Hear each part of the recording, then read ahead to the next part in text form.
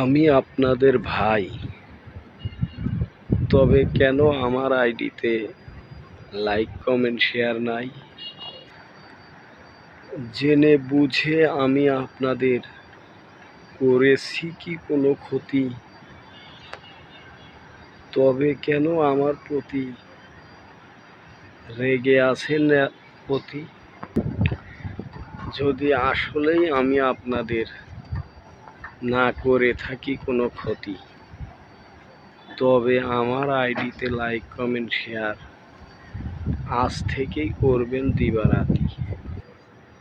যে যাই জানুক, যে যাই ভাবুক, বলুক যে যাই, পৃথিবীতে ভাইয়ের মতো সম্পর্ক কোথাও আর নাই।